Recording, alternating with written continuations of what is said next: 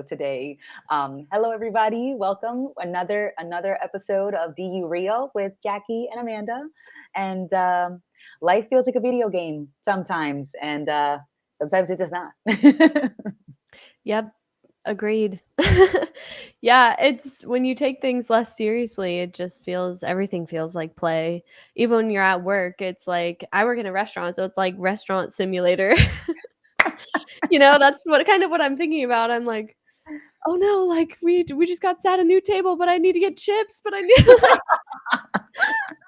And it's really fun, honestly, and I get to collect my money and count my tips, and I'm like, "Ooh, like Right. this is fun." Um Yeah, but that can be applied to literally anything. This podcast is really just like a fun experiment that we do week Mhm. in and week out. And the more that we've been doing it, the more comfortable I felt just knowing that I don't have to prepare and that I can just show up and the conversation will unfold as it will. And there's no right way for it to go. It's just however it goes is how it how it goes. It's not even that it's supposed to go that way, it's just that it did, so Mhm. it's not really worth thinking about beyond that, right? No, no, no. I love that you said like the restaurant simulator because I feel like that with work, right? And so it's like it's like new goal, new objective. Clear 12 tables, collect 12 coins. And you're just like, but I feel the same way with I work in a corporate office, and it feels like the same thing. Like respond to 12 emails, get 12 coins. And so it's like do, press send, ding, coins, do. Coins collected, exclamation point. So I definitely feel that way when I don't take my job seriously. When I do, it feels like a nightmare scenario. And every job has felt like that. Anytime I've taken myself seriously, when I was a waitress, when I was working in an office, when I was working in odds and ends jobs, when I was cleaning houses for people's like beach houses, it always felt like a nightmare whenever I took it seriously. But whenever I wasn't taking it seriously, it always felt like a video game. Like do do do do do. I love that feeling. More recently, I've been feeling I definitely get the game style vibe when I'm driving because it feels like I'm watching like the video downloading as I'm driving. I was like, wow, these simulations are great, guys. This is fantastic. We need to give our design team a raise. It's like, wow, the world keeps generating as I walk around, like, there's no end to it. I could just keep walking forever. I can experience so many different things, and it's not even that I really have to try to. Like, that's I feel like what we are getting at with the whole video game thing. It's like it's kind of automatic, or maybe not automatic, but it's a lot less heavy. It's like it's like, yeah, this doesn't mean anything about me. I'm just doing this role right now. I'm playing this character. I'm doing these specific tasks in exchange for money. Um, but I can really go into any situation without the weight, and then it just feels like another experience to be had, another like exploration to explore.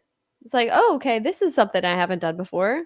This is a new person I haven't talked to. You can just have that curiosity about really anything, and that's what makes you be able to get through the workday without hating your life, or like to get the most out of really anything that you do in life.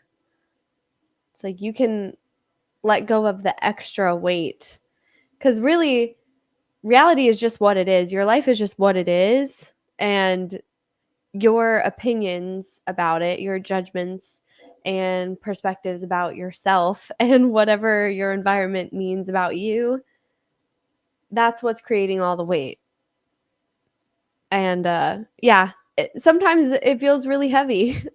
Like when I'm thinking a lot about, like, oh, I could be working a better job by now. Like I just focusing on all the things that you don't like about it and turning yourself into a victim, that can be tempting sometimes. But also, most of the time when I go into work and I don't really think about it or I'm not dreading it, I actually have a good time. I like chat with my coworkers and my like the guests that come in. There's always some new drama going on. There's always some interesting people that come in, and I always learn something every day, even if it's something small, and that's still worthy of appreciation, you know? Oh, absolutely, because, it certainly is such a buzzkill. Hold on, excuse me, everyone, while I had to turn off while I mute my work computer because, what's life without juggling multiple balls, Got two hands for a reason. I should be juggling all times, Oh my goodness. No, but work has been just going, right? Because it doesn't have to be this nightmarish scenario. It doesn't have to be heavy. Um, because it doesn't have to be taken so seriously. Like, even when things don't go the way that you want, the company that I'm working for has been sold, and so everybody is feeling super weird at work and feeling tense and nervous and anxious, and I empathize with that completely, because I also feel a little anxious and nervous. But then I remind myself, like, even when the company was not sold, still didn't mean that I knew the future then. It still didn't mean that the job that I was working was any more secure. And so now it feels like, I can say from my perspective that there is no such thing as job security. There is no such thing as life security, because you, in order to have that security, you're making the assumption that you know what's going to happen next and that you have a plan for what happens next. And when it goes the way that you want, you have your plan. And when it doesn't go the way that you want, you have your other plan. And that guarantees certain results. And that is just a pure assumption. And so it doesn't feel like my job is any less certain than it was before or after the company got sold. The company could have folded, the company could have done great, it could have expanded, the company could have stayed around and changed my position because I'm in the marketing department. And that department always gets slashed, as soon as the company is having financial difficulties, they usually cut their marketing. And so even if the company stood around, the department could have got cut. So it's like, where am I going to get this job security? Because it doesn't happen when I'm the CEO, and it doesn't happen when someone else is the CEO, because you just never know what the future is going to be. And so I'm like, okay, so it was always unpredictable. Fantastic. Like, into a certain degree, I prefer reminding myself of that than being like, oh no, now the future is really uncertain. Before I knew, and now everything changed. But it's like, no, that wasn't true either. Even when I thought that I knew what was coming next, that still didn't guarantee that that would happen next. So the future is always uncertain. So what am I so nervous about? You know? Absolutely. Yeah. And I was thinking when you were saying like there is no job security, it's like the only security that you have is just your infinite potential. Like you always know that you got that in the back pocket, like because your idea about what you can and can't do just isn't true. Like you theoretically have the potential to be or do anything. Like you are intelligence in whatever scenario or situation that you're dropped into, you'll figure it out, right? In some way, shape, or form. And if not, you'll learn from it. But like there's always another job to be had. There's always a new path that you could go down. So it's like you can have security in that at least, like no matter what happens with any one specific job or scenario, you will still be you and you will still have just as much potential as you always had, and you will figure it out the way that you always have. So like we don't need to feel so like unstable and insecure and like vulnerable. Like I think that feeling comes from the limited idea of ourselves as like a person that can do these things and not these things, and is good at certain things and not at others, because that limits the possibilities that we consider as potentials in our future, right? And so we see our lives going a specific way. That's why we cling on to specific jobs or careers or situations, relationships, even. But like without that idea, you're just playing out one of the infinite possibilities of things that could be happening. And once this one ends, you'll just go into another one, and that'll always be the case. So like, it's like the only constant is change. Like the only security is uncertainty and yourself, like faith in yourself.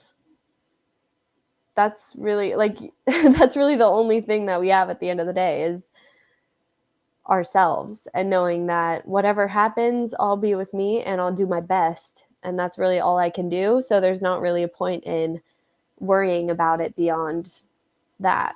Like when the time to act comes, I'll act. And if it's not time to act, there's nothing I can do, then I can relax. But I tend to like overthink in every sort of situation, thinking that's gonna do anything to control the outcome, but it never has. And constantly in my life, my assumptions and my plans are proven wrong. And every single time, my life has turned out completely different from what I've expected. So at this point, I'm kind of I'm kind of seeing that there's not really a point in continuing to feed into those like plans and take them really seriously and hang on to them. I'm like, okay, well, I can make a plan, but I know this isn't going to be how it plays out. So like, I might as well just make a decision and then go find out when I'm in that situation, right? Like I'm only really thinking about the next step. Yeah. And not paying attention to the stuff that you're on. And I have such a habit of doing that. In the comments, I read, I don't know where I'd be right now had I not found DU. Thank you so much. And it's like I resonate with that feeling because I felt very similarly, and I still do. Like I'm so grateful to have these chats with you, Jackie. I'm so grateful to have these chats with the public Zoom call and the Patreon calls and on the Discord. And oh my God, I have never laughed more in my life. I love you guys. You guys crack me up to the point where I will be on the literal floor rolling on the floor laughing, eyes watering, tears clutching my stomach, like gasping for air because I am just dying in laughter because of something that someone said or a story that somebody's telling us and recap. And like I love the conversations that I have with everyone, but I do want to remind everyone, including myself, I'm so grateful to have these chats with you, but I am also grateful for all of the work that I did that helped me develop an appreciation for having these conversations with everyone. It's not just that, oh, I found this golden ticket of a community. I found this golden ticket of a podcast, and all of a sudden now my life is on track, or now I am sure, I'm certain, I feel better. It's like, don't forget of all the work that you have done, are still doing on your own when none of us are there. That means something, that matters. And that helped put us in the mindset, put us in a space where we could appreciate this kind of conversation when we did find it. Because had I found this exact setup 10 years ago, I do not imagine that I would have been receptive to it. I do not think that I would have been in a space where I could appreciate having a conversation with a community like DQ.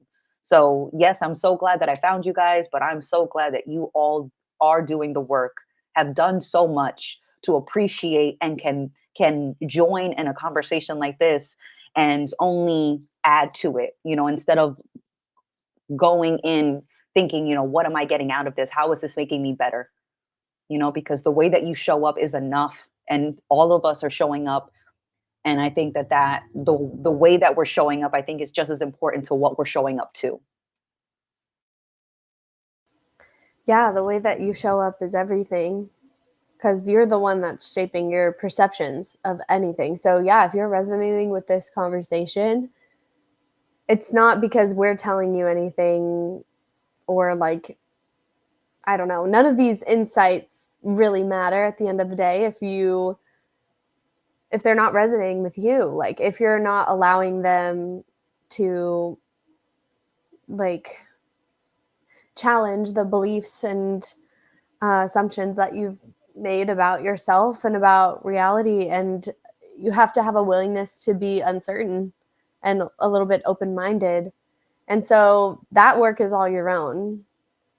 Um, and that actually took me a while to realize too. It's like, at first, when I found this conversation, I definitely looked up to Andrew and Ray. I was like, okay, they figured it out somehow. Like must they must live kind of differently, or they must like experience reality differently because of these insights or whatever. But the more and more I have this conversation, I'm like, we're saying the same things. And I know that at this point now that it's like you never arrive somewhere other than right where you are. So we're really just here on the ground together. Um, and it's just about the conversation. It's not about any single person. And so something that I love having like with having conversations with this community is that almost it doesn't matter who the conversation is with. Obviously, like every single person expresses it differently, but it's like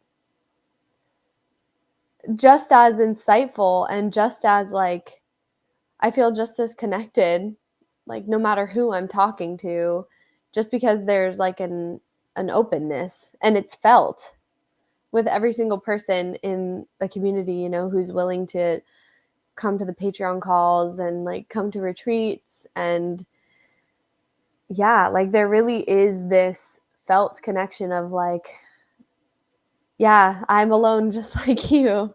And we're here dealing with our shit individually together. And really, it's all the same shit because we're really all the same organism, or I don't even know what. We're all the same uh, reality unfolding. We're all just like different parts of God processing our own little bits of it. And um, it's cool that we can connect and have these conversations, but you can carry this feeling of lightness and openness into your own life regardless of whether you're involved with DU or not. Like you could stop listening right now and never come back and still be contributing just as much as if you're showing up weekly. Like it really is just about your relationship with yourself. Yeah. And that's something I'm realizing more and more. It's like, okay, well, there's definitely some conflict internally of like me versus myself, right? And that's what I carry with me into every situation. And it's not about changing anything else outside of me. It's just being able to sit with myself. Mhm. And yeah, that's enough. Like just being okay with whatever I'm going through, with whatever I'm thinking or feeling. It's all okay. And then when I do that, I'm able to appreciate my experience a lot more. Mhm. No, absolutely. It's being, being alone together, and I love that. Way less weight in being alone together. And I completely agree. There is way less weight because there's less attachment. It's realizing I am enough and I don't need anyone or anything to complete me. And oh, I love it. There is that said, we're hanging out in the lounge on Discord after Do Your Real, so feel free to join if you're available. And so that is awesome. I love that. Thank you so much, Jazz. It is dope. That's what I mean. Like I have so much fun with you guys, but I feel like I have more fun because I don't need to have fun. I don't need you guys to like me. I don't need to like anyone. It's just enjoying sharing space and not needing it to be any particular way. And that is way more fun, and full of surprises. And so I love that. Like the best things in life are unexpected because there were no expectations. Expectations, almost come with guaranteed disappointment because you expect it and you're expecting it to be a certain type of way. And then it usually doesn't happen. And so you're disappointed because it didn't happen the way that you wanted it to, the way that you expected it to. And so I love surprises. And even when something surprises me and I'm like resistant to it, it's like, what am I holding on to? Let's find out. Dig deeper. You know? Let it go. I'm not holding on to shit. Look at your knuckles. They're white. Ah, I'm like knuckle gripping it. I'm like shit. Oh my goodness. But it takes that self honesty too, because I still feel needy sometimes, but I check that need, right? It's like, it doesn't have to be, no one has to do anything. I don't have to do anything. I don't have to hold on. Like, you know, just check for the clench. Are we clenching? Are we holding? Are we expecting something? It's like, it's hard to deny that because the tension is felt, it's embodied. So it's really hard for me to lie to myself and say like, "Oh, I don't care." And it's like, "Oh yeah, well you don't care. You've been pacing in your fucking living room for 20 minutes. Oh, you don't, Mrs. Don't care. Sure you don't." Like the evidence is clear, case closed. No. Oh my goodness, but that little bit of self-honesty and laughing at it because it's like, "Oh, look who thinks the universe revolves around the idea of you again." Like I find myself laughing so much more at when I do take things too super seriously, and then it gives me an opportunity. It's like, okay, well, yes, we're laughing, and then once we stop laughing, okay, it's like, okay, like let's take, like, if we feel like it, like let's take a look at why we did take it so seriously. And I'm glad we're laughing about that now, but it's like usually I take things seriously because I think that it means something about me, and I think that I think that it means something in a way that is usually tied to like an old habit of like validation and an old habit of identification, because I'm so used to doing that, and my environment is absolutely encourages for that to happen over and over. But then, thankfully there are other opportunities where you see someone who is not taking it seriously, or you see them taking it too seriously. Like I was going on a walk the other day and I got yelled at by like this, a cranky old woman, and she was just so upset that I just happened to be stopped in front of her house. And she's like, like, what are you doing? And I had seen her earlier that day. And I just, I think, because she saw me earlier, and then I just happened to have stopped in front of her house and I was looking on my phone for something. So I was like, oh, I just wanted to search something. And so I did. And I'm on a public road. And so I wasn't thinking that I'm doing anything wrong, but like the timing of things and how I saw her earlier. We didn't say anything, but I had seen her earlier, and then I happened to have stopped in front of her house. I had no idea it was her house, but then she came back, and I was like, I know that cranky old fucking woman. I saw her earlier today.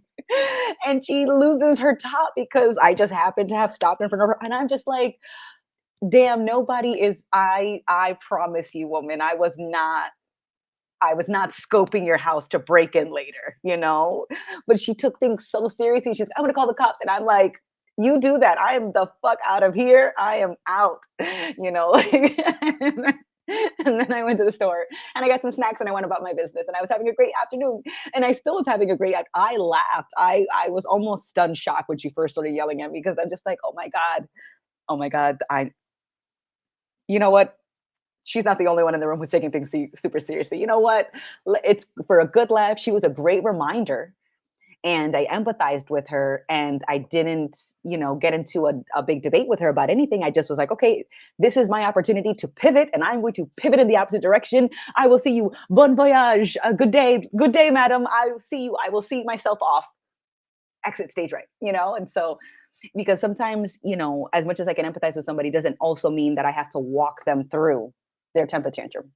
And we talked about this a little bit about work, how that can come up. And it's like, you can empathize with people, you don't have to lose your top, but you're not required to hold their hand and walk them through their emotions, because everybody has that ability to do that, especially adults. Because we've had so many opportunities to practice, and that's the only reason why I said, of course, for adults.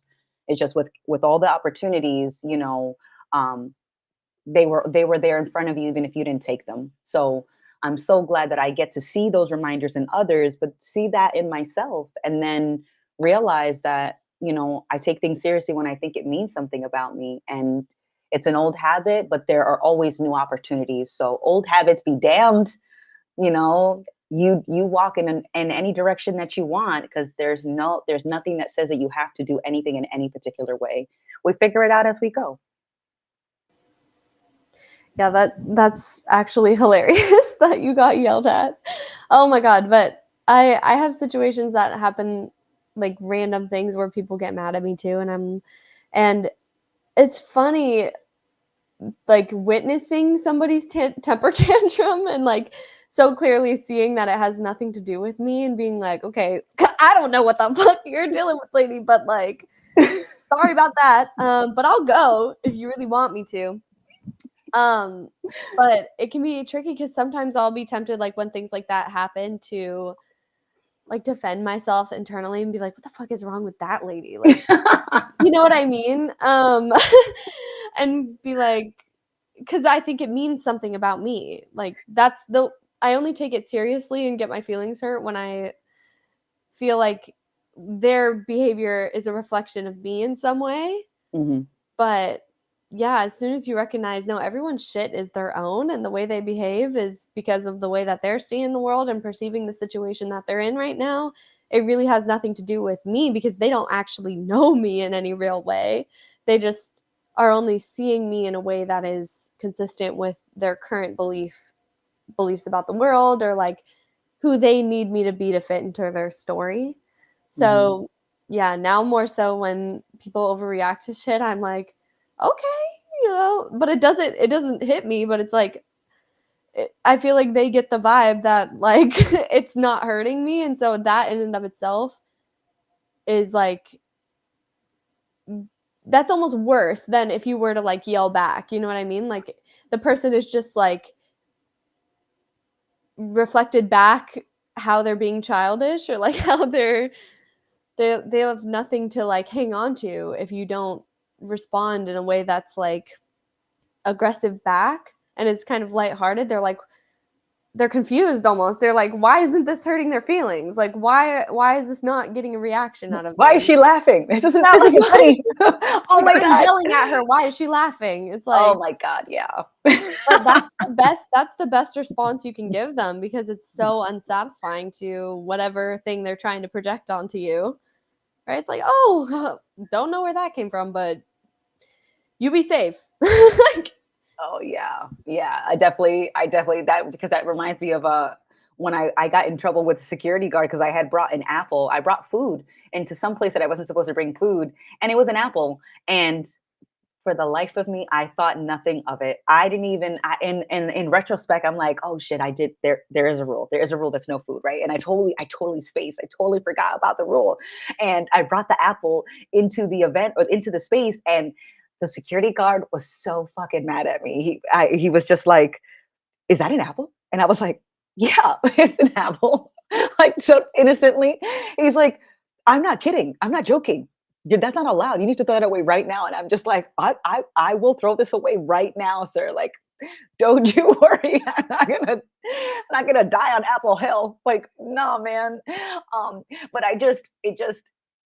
it just amazed me, like how seriously, like I feel like he would have he would have possibly tried to eject me from that venue for having an apple like I just felt like he took that so seriously that it's like if I didn't destroy the apple immediately, I was gonna get launched out of there, and he was gonna be like, she's banned for life, the apple bringer. And so I have my poster on the door, but it just like, wanted dead or alive. dead or alive.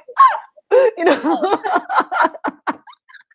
check it for apples. I just wanted a snack, I swear. I wasn't doing anything shady. Apparently, I was. The apples are shady. The apples are shady. Oh my god, man! But you like the lady and the guy, like they crack me up. Like I am laughing. Like those are funny stories for me in retrospect. But it's just like Jesus Christ, we're getting this is like I feel like a war could have been started over that apple. Like Jesus Christ, I didn't know it was so lethal. I didn't know what's this rule against apples? Like, what did they do? Like, what is, I just feel like our priorities are so out of whack sometimes because the shit that I could get in trouble for, I'm just like, this is it. This is the deal breaker. A fucking apple. Like, oh my God. But you would have thought I brought an AK-47 the way he was talking to me. I swear to God.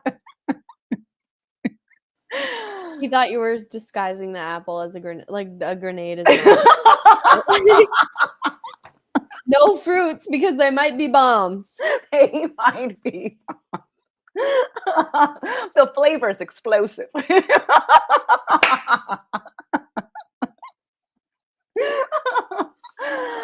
Oh my goodness, man. The things that people get worked up about, I swear, I'm like, you don't have nothing like this is what we're fighting for. Yeah, but sometimes the things I throw tantrums over are really not that big of a deal either. And oh god, that's the funniest of all is when I throw a tantrum or like I am like pissed off about something so insignificant. And then I kind of have this I have this feeling of like an internal split between like a mother and a child sort of vibe. Like, so when I have like a reaction, like that's coming from my like conditioning or like my habits or beliefs, and I recognize that now. So then the mother part of me looks at the part of me that's throwing a tantrum and is like, okay, take some deep breaths, like maybe let's cry it out if you need to, but we're not, just because we're frustrated doesn't mean we're gonna yell at people, does not mean we're gonna hit people, right? Like like the same way I would talk to like a child, or like just because you're sad doesn't mean you're gonna send that text message. Like nope, don't do it. Like Don't lash out. yeah. Or like I know where like a lot of those behaviors or feelings are coming from.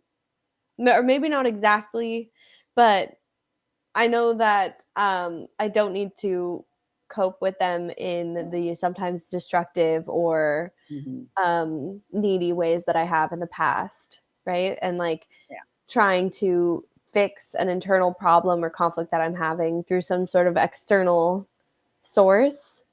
um, I'm learning that really nobody else can really address the root cause of whatever I'm feeling. Like that only Mhm. comes with me sitting with myself and like really taking it in and like allowing that shit to process, accepting it, like allowing it to like wash over me, feel it fully, Mhm. but then be like, okay, but you don't have to do anything about this. Like this is just, it's okay that you're feeling this way, but the part of me that is a parent is like, okay, but we have better ways of coping and we Mhm. have new strategies now that actually contribute to like healing those parts of myself that get triggered. Or like I Mhm. think the whole time I really just wanted my own attention and nurturing and validation and acceptance, right? So it's been nice to be able to give that to myself more often than like when I'm triggered expecting somebody else to fix that for me, because most of the time I end up disappointed. Mhm. Well, yeah, of course, because you can't, not you can, but it's really hard for someone else to fix a different problem than the one that you presented to them, right? And so the way that when I would hear advice from older couples that had been together for a long time, something that I would hear often was just that the argument is not about the argument. And that's what a lot of older couples would tell me about their relationships. If the partner was upset, if one of the partners was upset about the trash not being taken out, usually really wasn't about the trash. It was usually that, like, what people are verbally complaining about is something that they think is justified. And so that's why they're more likely to share it. But what's really brewing underneath the surface is what they're not talking about. And that's usually what the issue is stemming from. That's the root of it. But when they're telling you that the trash is the issue, you take out the trash, you come back into the house and you wonder why they're so pissed off. It's because it wasn't actually about the fucking trash can. Like, the argument is usually not never about the argument. Because it's usually just you know, a surface level issue, because people are there's a lot of resistance to conflict. And I think it's more, there's a lot of resistance to disagreement. And we often associate, like, to disagree means to have a conflict with somebody. And it's like, it really doesn't. We can disagree about anything. And that doesn't mean that we actually have to be arguing about it, or that I hate you or that you hate me because we don't agree on something. So what? So what that I don't have the same opinion as you about whatever it may be? That doesn't mean that I don't respect your perspective, or that I don't respect where you're coming from. And even if we don't agree, I'd love to ask you a few more questions. I'd love to find out, like, what led you to thinking that, because, I thought it was this and this, and let me wheel out the white erase board. Here are my equations, and I put. Do you have a scientist jacket? We should put them on. It feels like it's the right time. Let's put on our jackets. Let's have a brainstorming session. And I feel like that's way more fun to share and explore perspectives versus just to defend one to the end. But a lot of the feedback that I got when I was younger was that, don't be fickle. Don't change your mind too often. You need to make an opinion, and then you need to have that opinion for the rest of your life.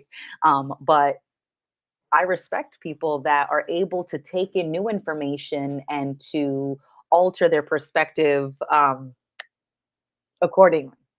So, but to be fickle and to change your mind has definitely been discouraged. A lot of criticisms, like, oh, they're so fickle, they change their mind so often.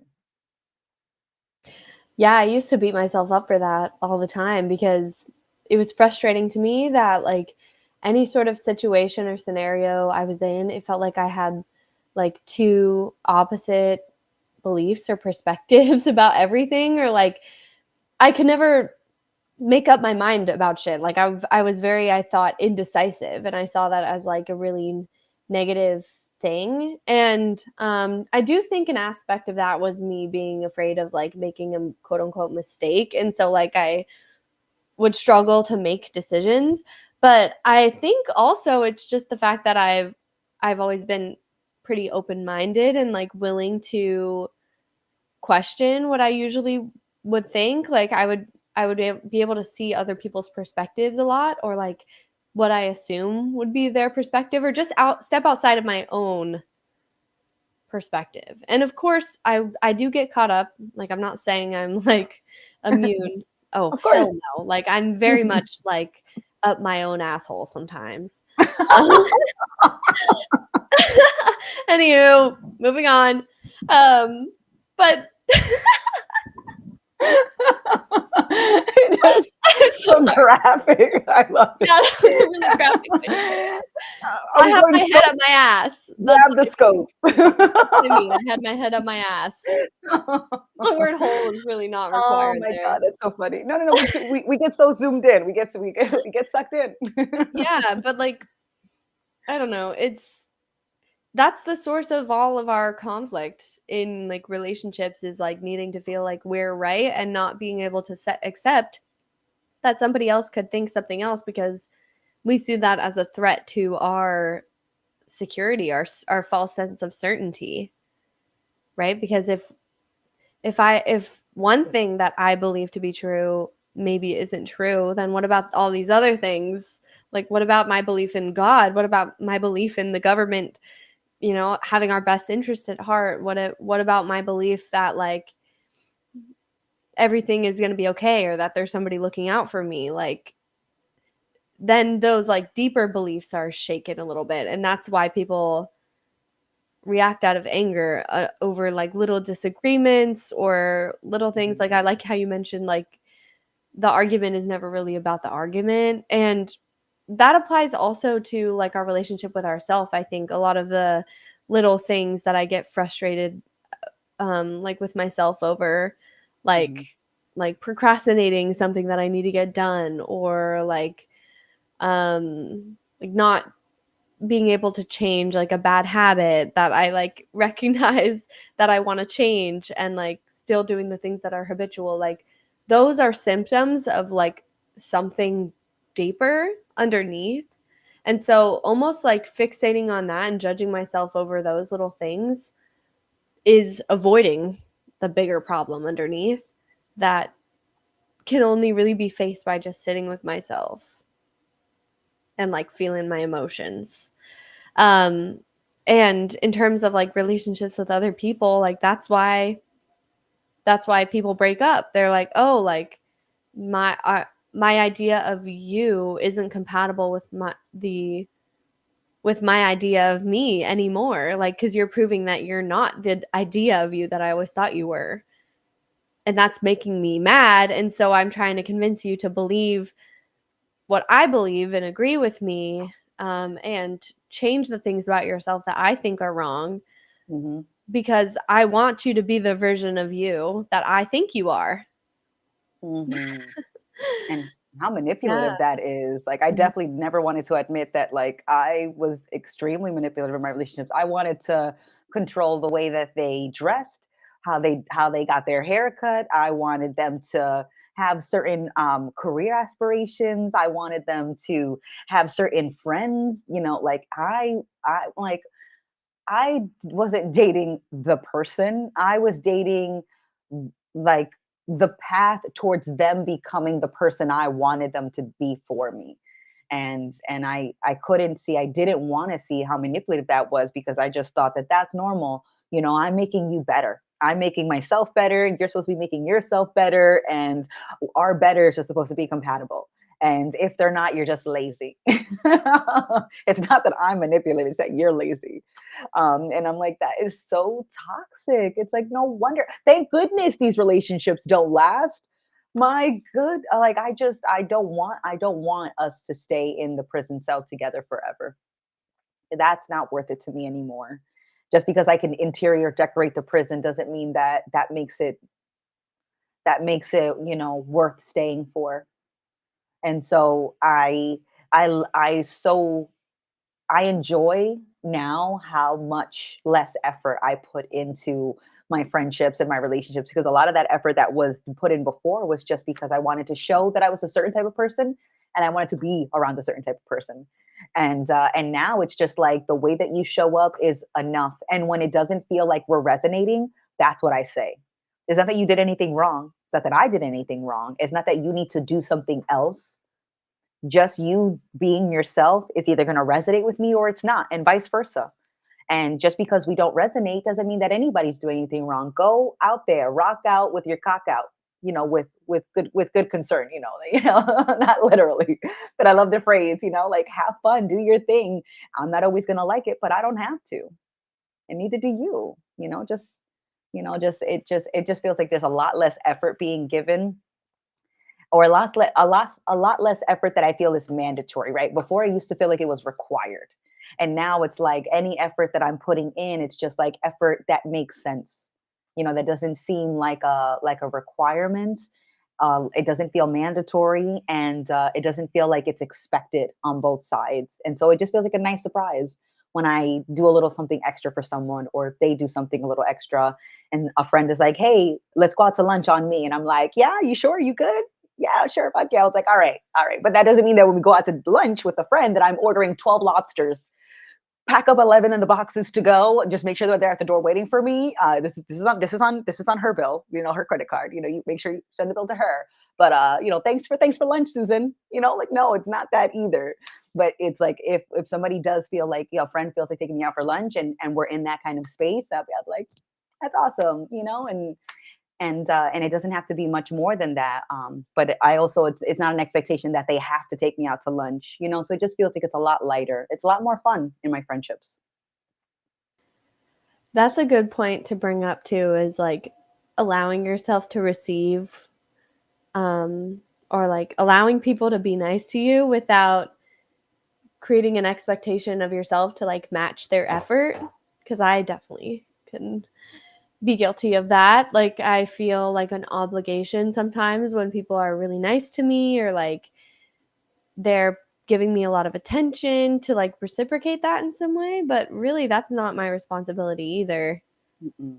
It's not. So like that's something I have to remind myself of frequently. Like just because this person likes you, like just because this person wants to talk to you this much or see you this much doesn't mean you have to. No.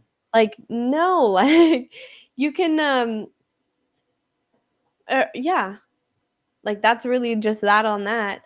Um, Mhm. it's and that pressure is really only coming from myself, and if the other person is giving with the expectation of getting something in return, then, me maybe not reciprocating that is a good way to weed them out. Because I don't want people that are Mhm.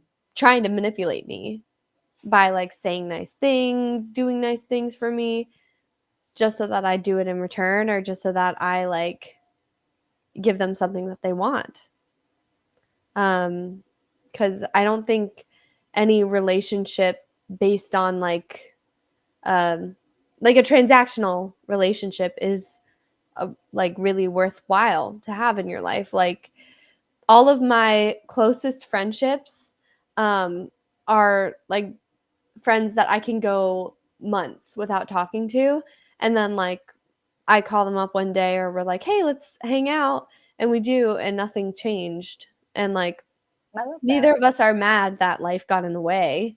Like, that's just how it goes, and so really those are most of my friends, because the ones that have expected more or, like, wanted to be a little too codependent, Mhm. they left my life when they realized that I'm not about that vibe. Like, Mhm. they kinda weed themselves out when you just show up, in a very light way in your relationships, right? Where you're just appreciating everything and being yourself, but not expecting anyone to act any sort of way towards you, and, like, Mhm. checking your own need. Because it's not that the need will just go away immediately. Like, you're going to feel the temptation to, like, be jealous or, like, reach out to somebody when you're bored or, like, Yeah. try and keep them around in certain ways. Like, the feelings will still be there, but um you can check yourself, and that's when you're able to have genuinely healthy, not codependent, not manipulative relationships. Mhm. That's like the beauty of connection in its purest form, because Mhm. there's no concept that it's trying to fit into. There's no expectation, and so therefore there's no lack. And Mhm. it's just this is what's happening, and we can appreciate it for what it is fully. Mhm. Yeah. I do not negotiate with terrorists. No, I was kidding. But kind of people I have been, people could definitely be sort of like an emotional terrorist, and it's like, no, I do not. If I have to, it's very unlikely that I will do, and that's pretty much my stance for a lot of my friendships and relationships. It's like, no, if you need me to, and therefore I have to in your world, I'm gonna want to visit your world a lot less. That's what it boils down to for me. And certainly I had a different another challenge, not a different one, but an additional challenge of people confusing my openness for attraction, and I think that is it's so understandable, and it breaks my heart a little bit that, our culture does not at the moment encourage healthy sharing. It definitely encourages, in my opinion, a lot of codependency, a lot of need, a lot of have tos, a lot of required to. And so when someone is open with you, it's very easy for that to be confused with attraction. And me just treating a person like a whole person has been confused for them thinking that I want to be intimate with them, because openness feels very intimate. And I think that when people who don't experience a lot of that openness don't know how to separate the two, where it's like intimacy, but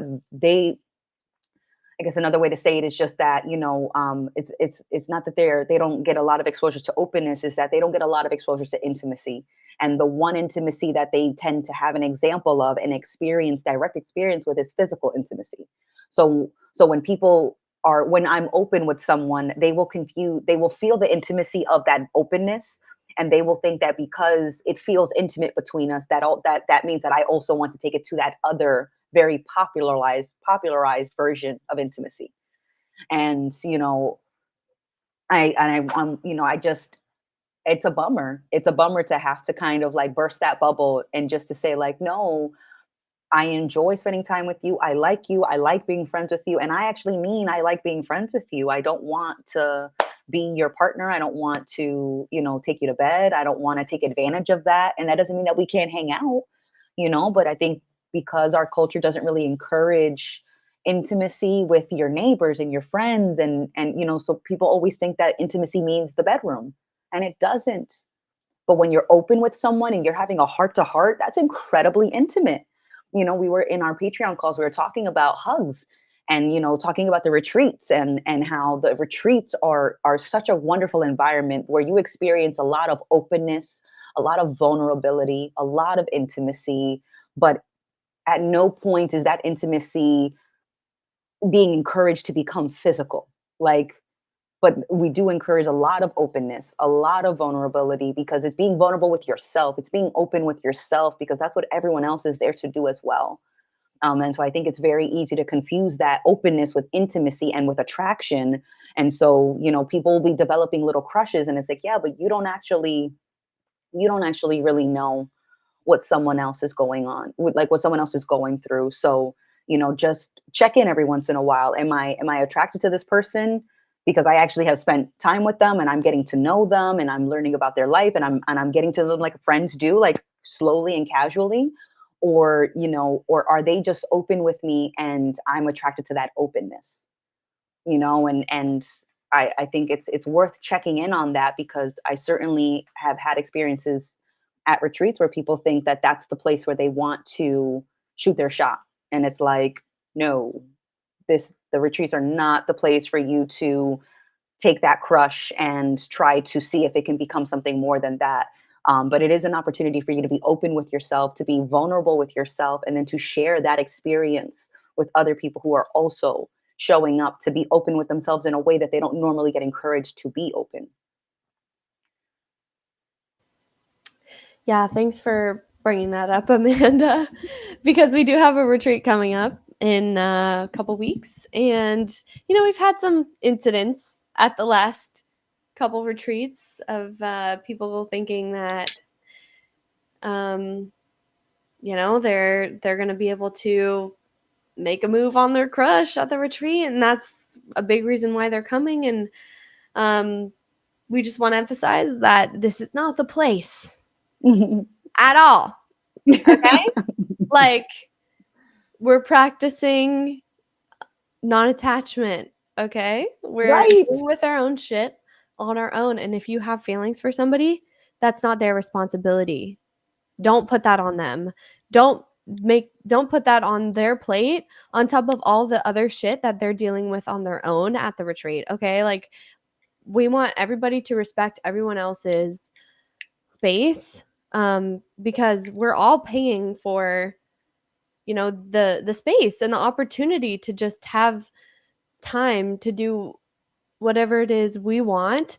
And yeah, we're not cool with people um taking from anybody else's experience for doing Mhm. so. But yeah, I definitely relate to having people get confused when you act like it's like they've never had somebody be an active listener or like Mhm. open or like ask them about what they think or like what they're feeling or like what they're going through. Actually, in my life, that's ruined a lot of friendships for me, like specifically with men, likely because I think our society doesn't really encourage men to be open and vulnerable with each other, with their friends. They kind of just reserve that for romantic relationships. And so, like, when I've been friends with a guy, I treat them how I treat all of my friends. And within female friendships, emotional vulnerability and openness is very normalized. Like, I guess because it's more societally acceptable for women to be nurturing and open and, um, yeah, like upfront about their emotions. Um, yeah, and a lot of my male friends have gotten confused that I'm into them just because I like care about them as a person. It's Yeah, like, I know, right? no, you're just my friend. You're not just a wallet that talks. Yeah. Like, Like, oh, there's a whole person there. No shit, Sherlock. There's a whole person. yeah, it's like they're very clearly seeing me though as just a pretty girl who's filling their need, right? Oh, that's true too. Yeah, it goes both ways. Yeah, so it's going both ways. So, um, I it sucks, but like when that need becomes a thing in a relationship, it kind of, in my experience, has crumbled before me. Yeah. Especially like as soon as you're not willing to fill that need in the way that somebody wants, um, like they kind of want nothing to do with you anymore. It's I like, know. okay, well, you were only in this for one reason. You're Um, right. anyway, so that I that like kind of sucks. But it's like when a relationship like that falls apart for that reason, it's like, okay, well, I can look at how I may have been over investing myself, or like if I'm really hurt by the loss of this friendship, um, I can learn from it. I can learn how I was attached, and I'm always going to be okay because I have me, and I know at the end of the day that's all I'm the only person I've ever going to be with in hmm any way that's real. So, Yeah. yeah, but no fucking at the retreats. We'll say it loud and clear, okay? I know, right? No confusion. No trying shit because everybody's gonna call you on it, and then you're gonna probably be embarrassed, and that's okay. Own up, like if you can own up to it, then and cut that shit out. You're allowed to stay, but hmm if you can't get it together, you're gonna get booted. Yeah, if it ever came to that, somebody would be ejected. Thankfully, it's that's why we're making an emphasis because we're learning, right? We're learning as we're going, and it's understandable. Our environment, our culture doesn't encourage openness. It doesn't encourage vulnerability. Women are more often allowed to be open and vulnerable, but like you had said before, Jackie, and you put it so beautifully, we are most open with each other. I'm usually the most open and the most vulnerable with other women. And because that has always felt like a safe environment. And in the few instances that I was open and vulnerable with a man that I wasn't dating, it was easily confused as like, oh, I am opening up to you as a friend, but that must mean that I like you.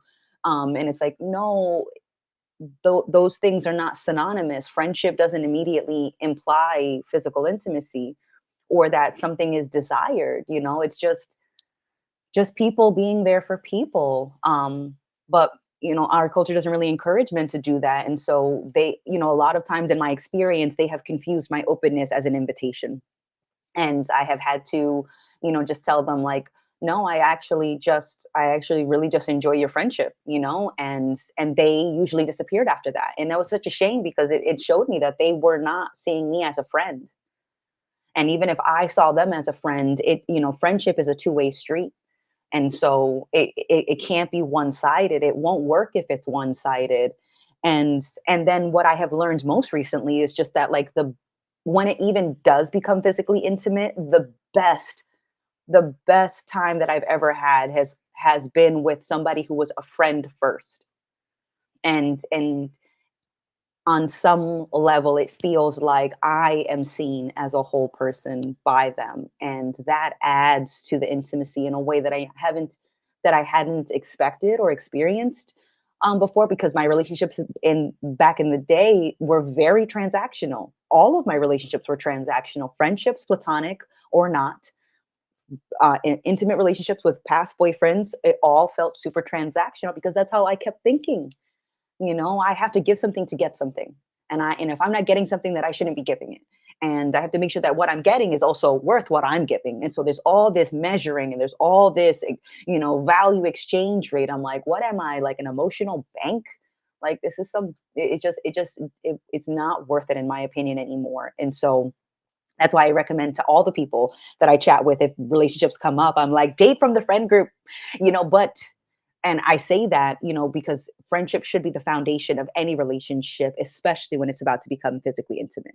Because, to want to be physically intimate with somebody who doesn't see you as a whole person just doesn't make sense to me anymore. So that's why I say that. But when we're going to the retreats, we are friendly. That doesn't mean that we're friends.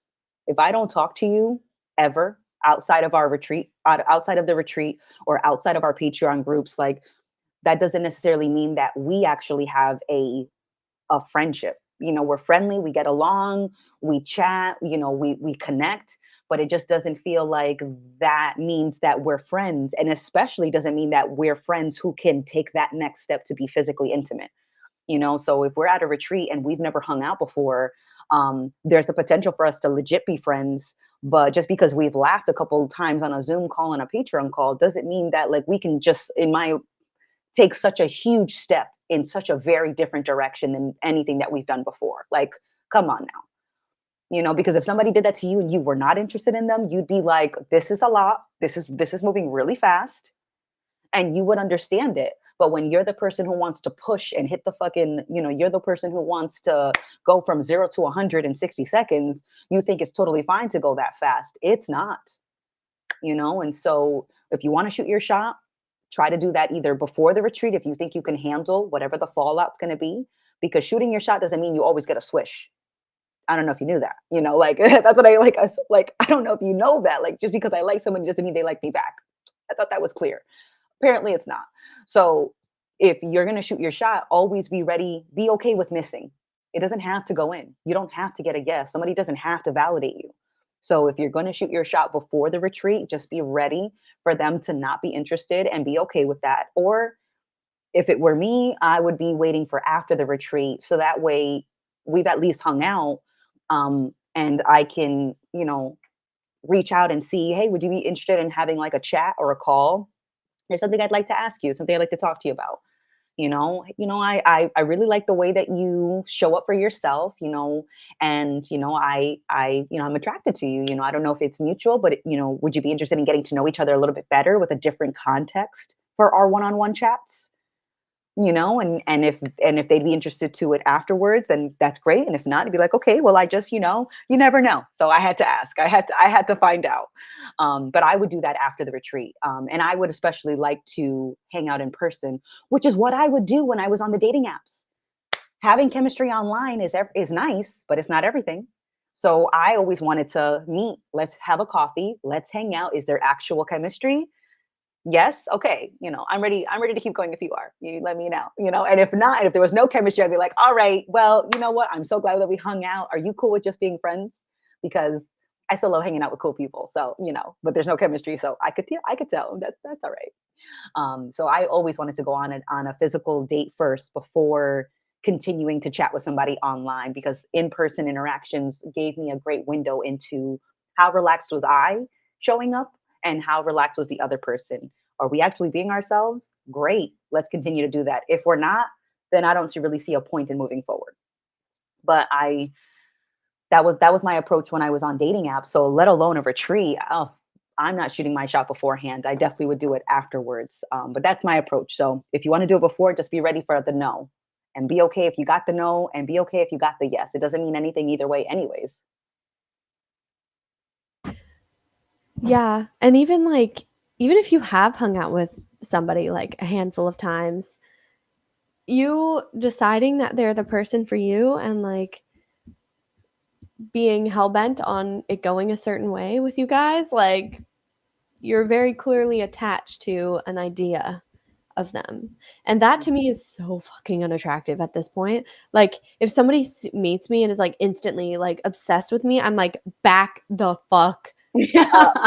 You do not know me at all. No. And this is just a clear indication that you don't really care to know me. Like you just want to possess this thing that you think I am, Mhm. which isn't me. And I know that. So like I know that this is not going to work. So, yeah, like and you don't even have to shoot your shot at all. Like you can have a crush on somebody, and this is just my opinion, like and it's almost like when you tell them about it, there's an expectation of like some sort of reciprocation or an answer, like you want something else from them other than just like to appreciate them. And like Mhm, that's okay. Like I'm not saying you can't engage in relationships because they are really fucking fun. They are mhm, fun, and I still date, so there is a level of need there, but like in terms of at the retreat and like with people in the community that you're friends with, like actually think about whether that's something you actually want or if you just like this person and resonate with them. Um, but like if we all live on opposite sides of the country or like different places, like is it really worth it to try and shoot your shot?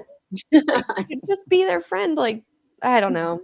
That's kind of how I've been feeling like when I have crushes recently. It's like, okay, but that's like I can have that crush and like be excited when I get to see somebody and I don't have to make it their problem.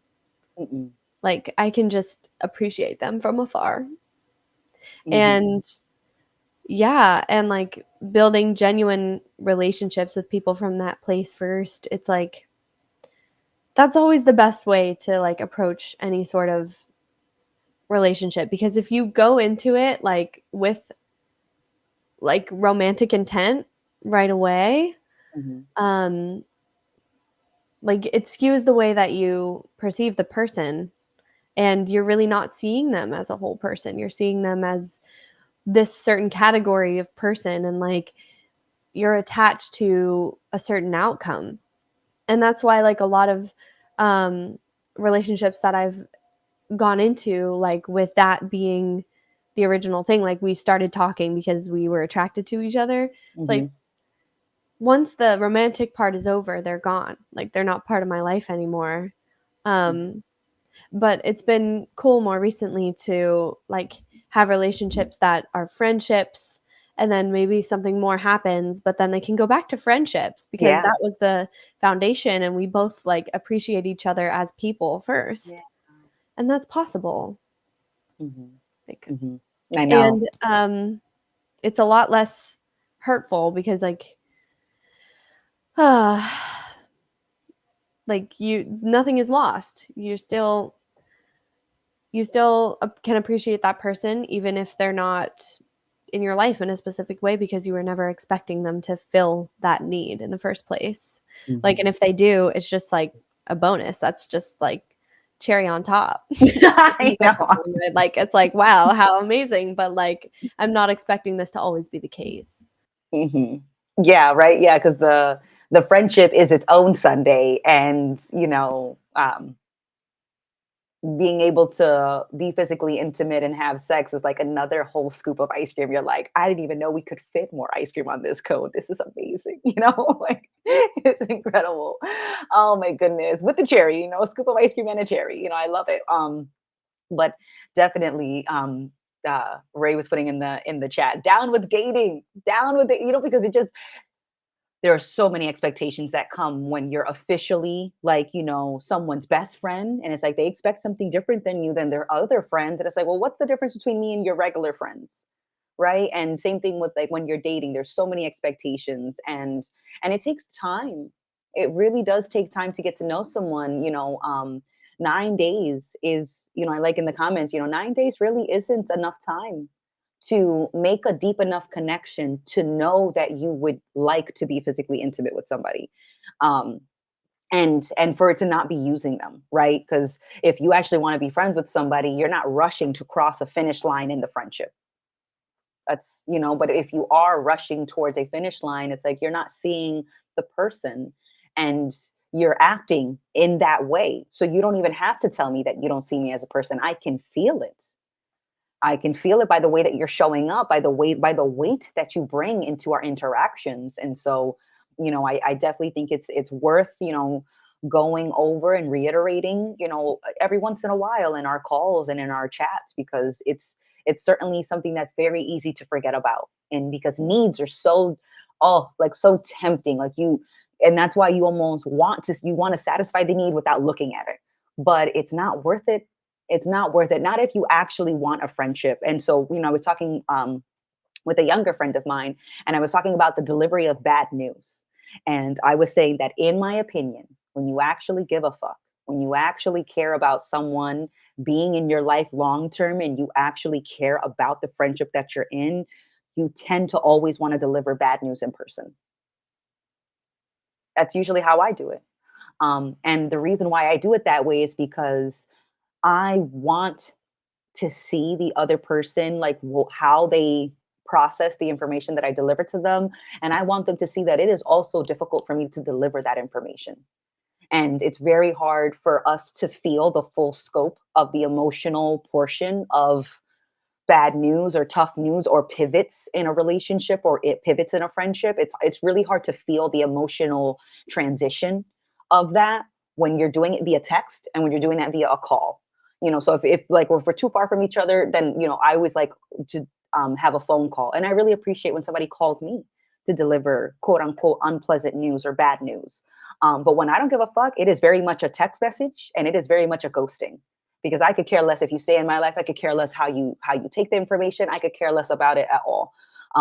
So that's what I have. That's what I was telling my younger friend, was just, like, when you actually do care, I recommend you deliver bad news in person or over the phone, because you really get to share how it's also challenging for you, and it's challenging because you care about the other person's feelings, and you care about their side. You care about, not their side, but you care about their portion of the experience that you're both in the middle of. So if you want the friendship to go from friendship to intimate, I would absolutely just, want to deliver that kind of news in person, after, actually being friends, versus rushing to, like, oh, I met you, we hung out one time, so now let's rush to the next. Like, no, no, no. That is not what I mean. But it's a lot easier, in my opinion, to deliver a big news in person, whether you want it to be positive or negative, if you actually care about the friendship lasting past anything else that's laid on top of it. And I always follow up and say, like, it's also the most difficult way to deliver news is in person. But when I cared more about the relationship than I did, just about my preferences, I would deliver it in person. If I only cared about my preferences, I usually didn't care about doing it in person. And so that's a good gauge for how I think other people navigate as well. Is how it's how they deliver the words, not just the words that they pick. Oh yeah. I've definitely been a person, like when I was a little bit younger, to have difficult conversations over text, because part of me didn't want to like own up to the way that I contributed to whatever situation, and it was easier to do it over text because I didn't have to see the impact, right? Yeah, I didn't have to see the other person cry I know. or whatever the situation was. And that's like, yeah, when I like really didn't give a fuck about a Me situation. too. Yeah. I've been a fuck boy. I have. You know what I mean? Like, oh my gosh. But yeah, like the more that I've been able to take responsibility for my emotions, and the more that I see like honesty as like demonstrating actual love and care for a person, um it's been a little bit, it's never easy to do that shit in person. Um but it's the kindest thing you can do, right? Is be as honest as you can, Mhm. as you know, and tell people the news as soon as possible as well. And the times that I've like put off having those tough conversations was because I was still holding on to something, and I was afraid of like a situation changing. Um, and that's just lack of faith in myself and in the other person to deal with it. I'm like fighting off a sneeze right now. um, but I But love yeah, I like what Ray just put in the comments. We'll create a DU dating app that just says, "Stop being so needy, go for a walk." it. That's right. That's damn right. The need is out of control, and it just because it feels it. It's very easy to be like, oh, I'm a nice person. And it's like, fuck that. Are you an honest person? I'd rather you be honest than nice. So I definitely appreciate that. And when you're in person, it's a lot harder, at least for most people, it's a lot harder to forget that you're talking to a person when they're standing in front of you. Like it's very easy to forget that a whole person exists when you're talking to them via text. It's very easy to just see that they're just like a means to an end. But when you're in person with somebody, it is very hard to forget that there's a whole person there. And so that's another reason why I like doing things in person or over the phone, because also hearing someone talk, and nowadays we have all this technology. It's like it doesn't have to be FaceTime, but when you care, it doesn't seem like such a big price to pay to chat with somebody in person and to just tell them, there's big news, and it's like big news. I want to go in a direction that I think is positive, or big news. I think I'd like to go in a direction that I think is positive, but you might not because I'm breaking up with you, but that's still a positive thing for me because it's exciting. It's me being honest about how I want to spend my time. And that's why I appreciate when other people are honest with me, and I do my best to reiterate that when they're talking to me. Like, you know what? Yeah, you can hear that I don't love this information, but thank you so much for being honest. Thank you so much for telling me this, because you didn't have to. And I know this. I know you don't have to, but it means so much to me that you did.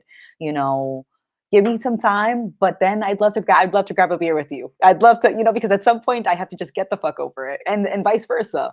And so that's why I think it's important to not only look at why you do something, but how you do something. And not think about it too much, but just, it's just another consideration. You don't have to be obsessed about it, but, it tends to work out really well when you take these considerations for other people. Um, and email alert, go for a walk. The chats are doing great. But I think this is a great place for us to wrap up our live show, and a couple announcements. The California retreat still has 2 tickets available.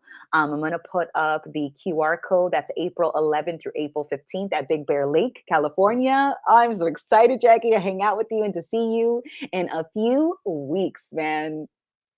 Yeah, the karaoke machine should be arriving in the mail today, so we'll be in business.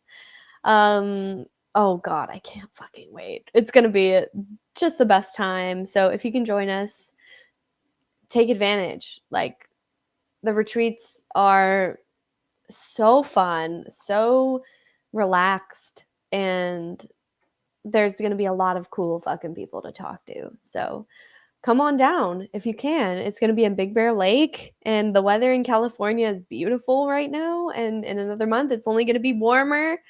And I just can't wait to like hang out in the pool or in the hot tub. We're going to do yoga. So if you can make it, come on down. And if not, we'll be live next Friday, same time.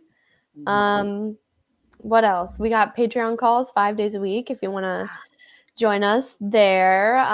Always amazing conversations to be had.